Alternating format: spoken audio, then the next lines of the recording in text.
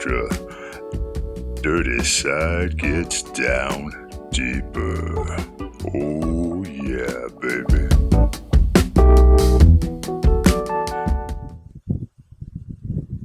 On this dirty side gets deeper, I'm going to check for boost leaks on the Civic using a piece of exhaust pipe, an oxygen sensor bung, and a cylinder leak down tester.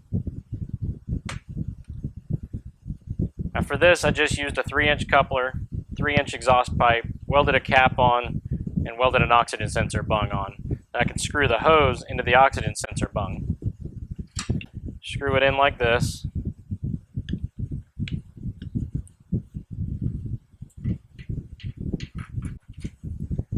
Then connect this into the cylinder leak down tester. These can be used for a lot of different things, and we'll probably go over that later. But for the purposes of this video, this shows the air pressure going in. This shows how much it's holding. If there's any leaks in the system, this gauge will show less than this gauge. We can use some soapy water to find where the leaks are.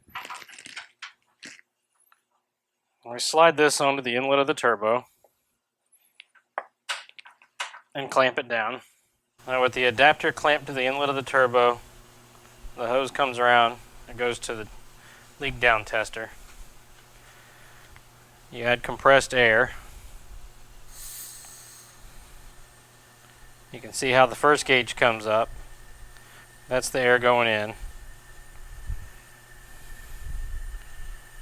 The second gauge is slowly coming up.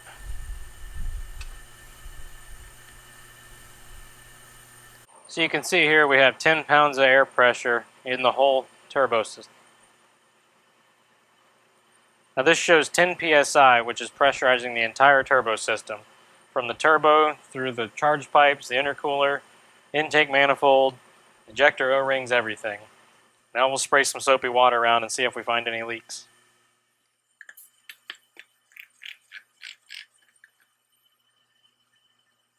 Don't see any there.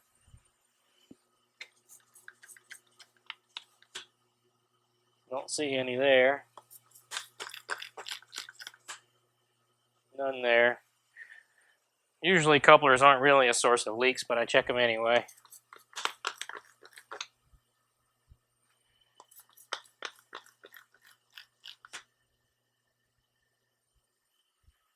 Sometimes you can get leaks around the blow-off valve.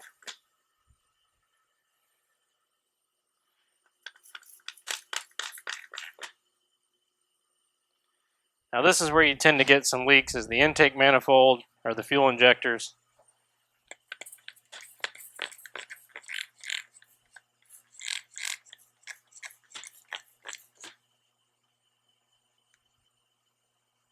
So far everything looks pretty good.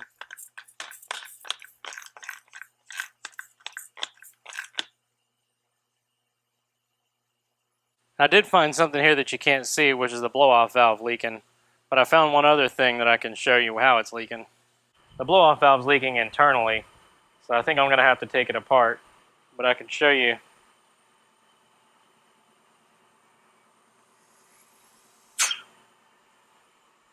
Maybe you can hear this.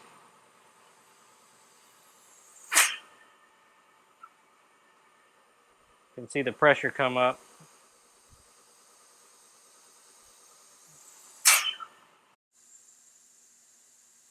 Okay, now that the blow-off valve's fixed, I found a great example of what's going on with the boost leaks.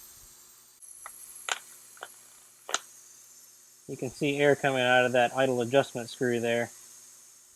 That's a small amount that I'm not going to worry about for this project, but you can find a lot of other leaks that way. I found one more leak here, right at a coupler. It isn't very common.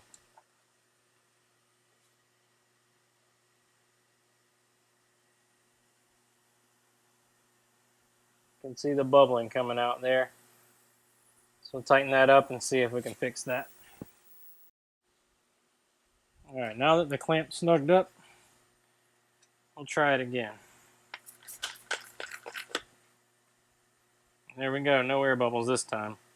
I like to check all of my turbo installs for boost leaks. Keeps you from chasing your tail. You might have a slow spool issue, or even seems like no spool at all.